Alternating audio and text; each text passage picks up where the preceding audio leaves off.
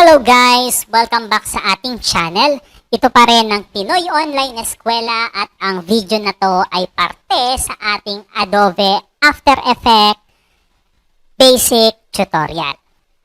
Okay, so yung lesson natin ngayon ay tungkol sa keyframes, yung basic ng transform at paglalagay ng keyframes. So natapos na natin guys yung basic ng text at yung basic ng shape.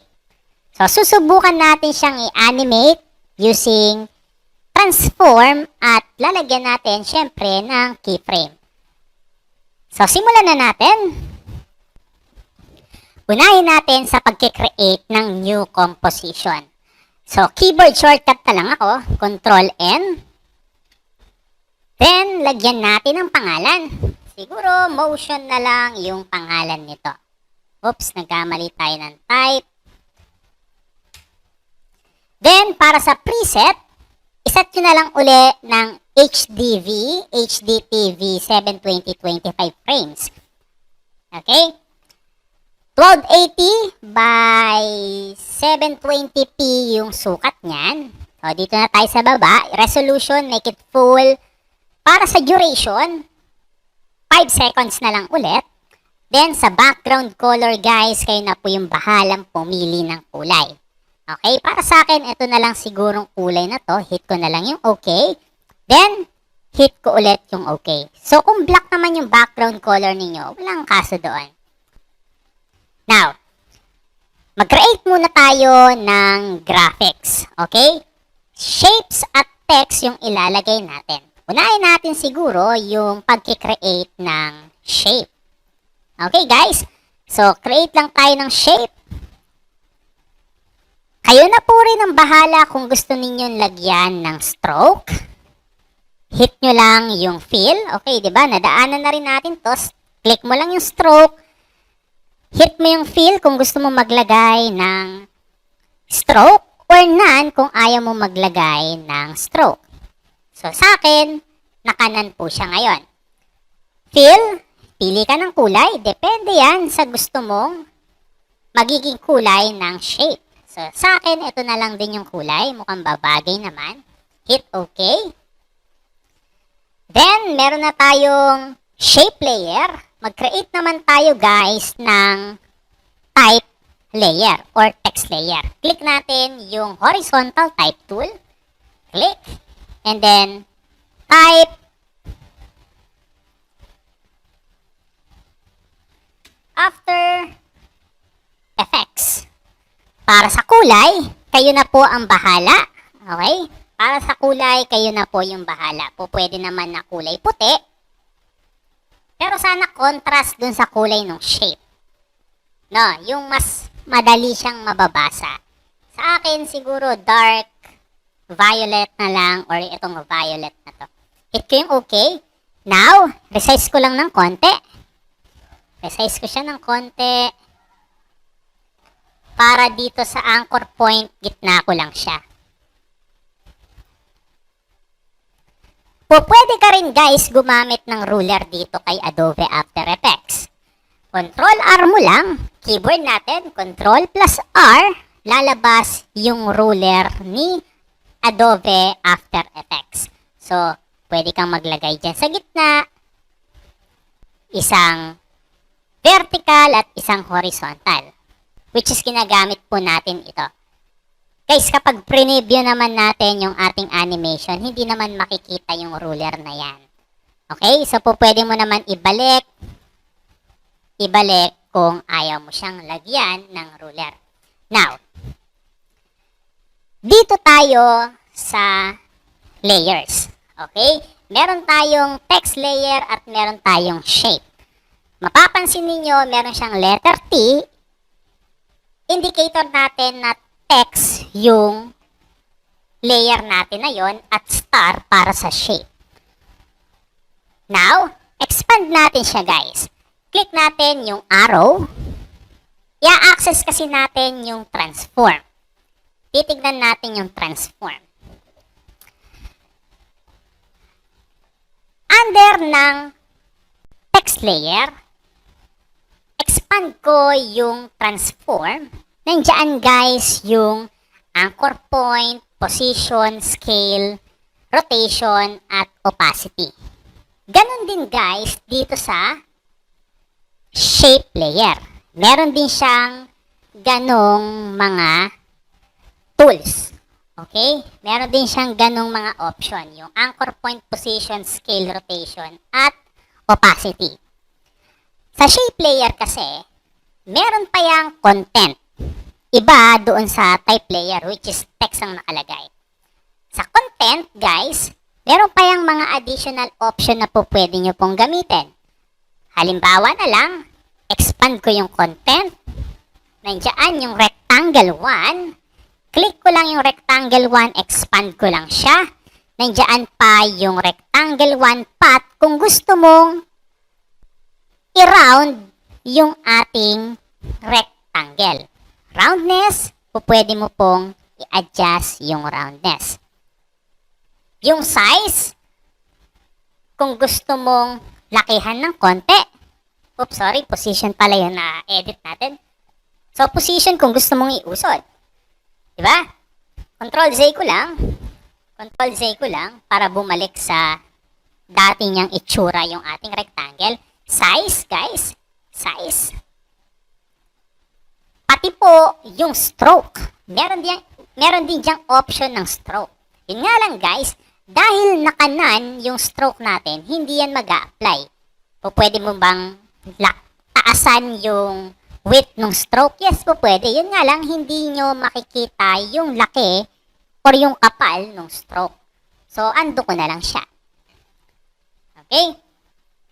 Ganon din yung mga line cap at line join ng stroke. So, susubukan natin gamitin itong mga ito sa hiwalay na video tutorial natin. May mga dashes. Sa fill, ma-access nyo naman yan.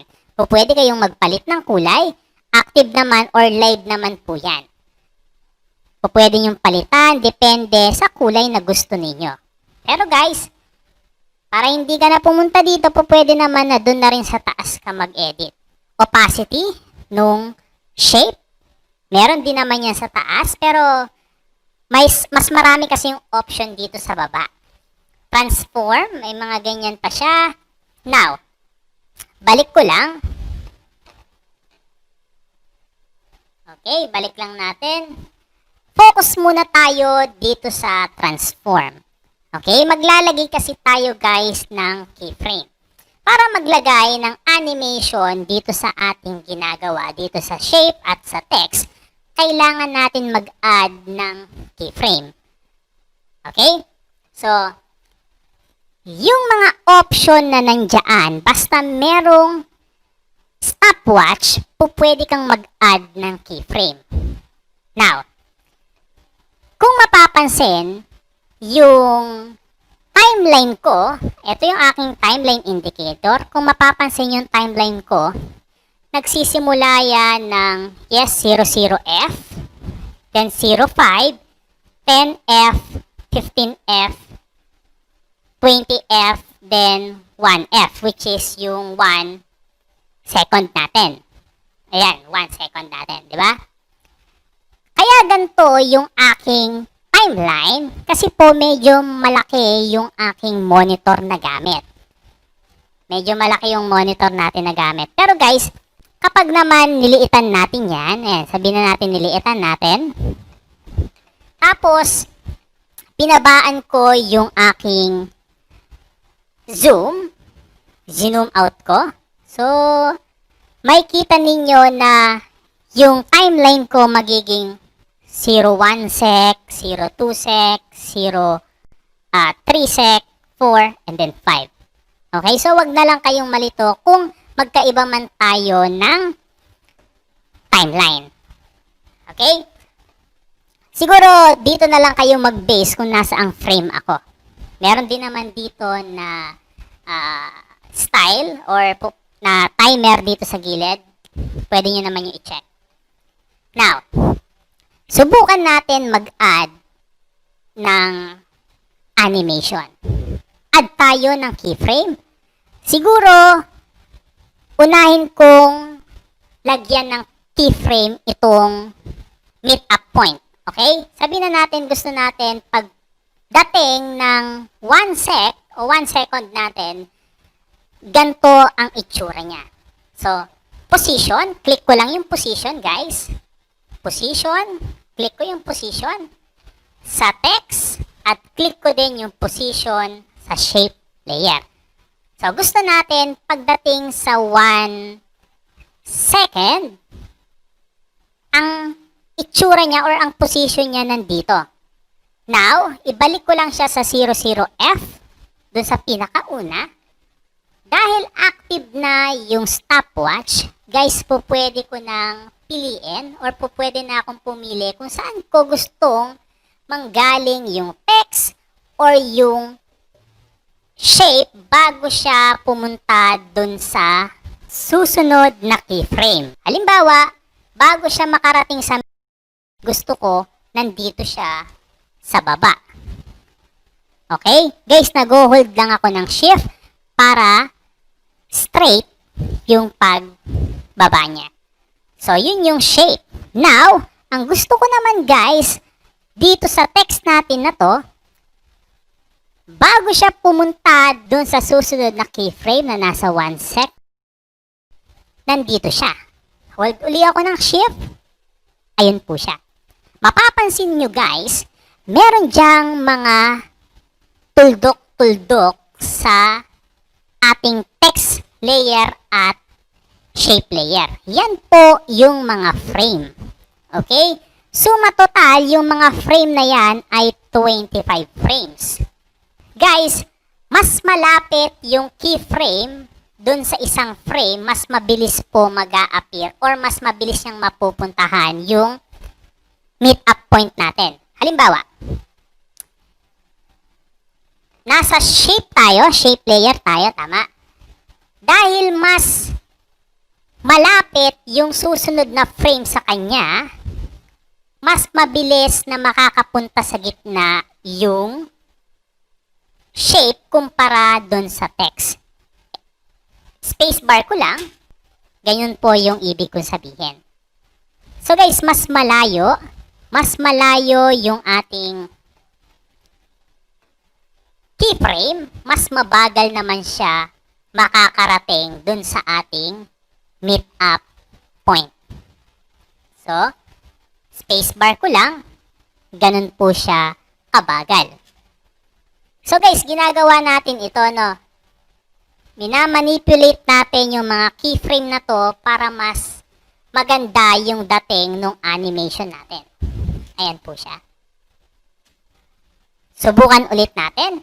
Try naman natin na burahin yung ating mga keyframe. Burahin natin siya. Delete ko lang. Ayan. Then guys, ibalik ko lang or compress ko lang siya. Ayan. Kung gusto mong ma-access yung position, meron tayong shortcut para doon. For example, kinompress ko lang siya.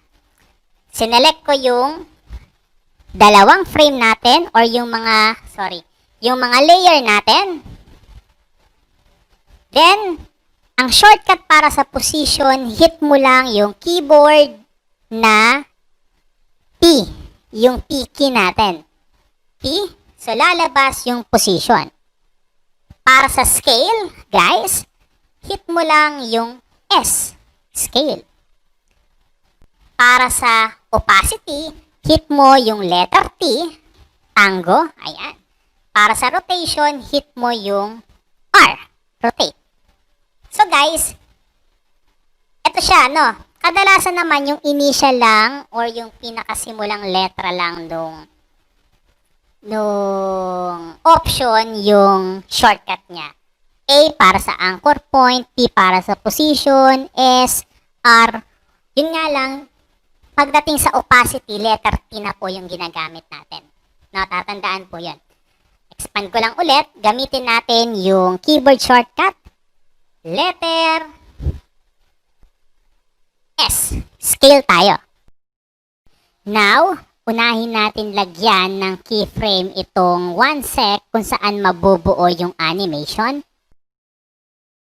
Keyframe, ayan. So, kung mapapansin, hinit ko yung stopwatch, pareha silang nagkaroon ng keyframe. Now, balik ko siya sa 00. Then, adjust ko siya. Guys, pwede nyo pong i-adjust na lang itong ating scale dito, yung percentage ng scale. So, unahin ko lang yung sa text layer, click, and then drag ko lang. Pwede naman natin sigurong i-0. 0 ko sila para hindi makita. Para sa shape layer, gawin na rin natin siyang 0. So, hit ko lang yung 100%. Type ko lang yung 0, then enter ko lang. Kapag plinay natin yan, ang itsura niya ganyan. Okay? So, burahin ko lang ulit. Subukan naman natin yung magkaibang transform. Backspace ko lang. Then, para sa text layer natin, opacity yung gagamitin natin, letter T. Now, unahin natin lagyan ng keyframe itong 1 sec kung saan mabubuo yung animation. Then guys, click ko lang yung stopwatch. Ayan, stopwatch. Doon sa 00, F natin, gagawin kong 0. So, wala siya. Okay? Mag-a-appear lang siya pagdating doon sa 1 sec natin. Okay? Doon sa time natin na 1 sec. Para naman sa shape, siguro position ang gamitin natin, letter P. Ayan. Now, unahin natin lagyan ng keyframe itong 1 sec kung saan mabubuo yung animation. Keyframe ko siya, stopwatch. Ayan, lagyan ko siya. Tapos, pagdating doon sa una, itataas ko lang siya, ganyan. And then, try nga natin i-preview, spacebar. Oops! Ang gusto natin, makababa muna bago mag-appear yung ating text. So, ang gagawin natin guys, ise-select natin yung dalawang keyframe ng text. And then, idadrag natin guys. Idadrag natin. Ayan. Testingin natin. Spacebar. Then, mag-a-appear. Okay. So, yun lang muna guys. Bilang suporta, subscribe nyo na lang yung channel natin para kung sakaling mag-a-upload kami ng iba pang mga videos ay updated kayo. Salamat!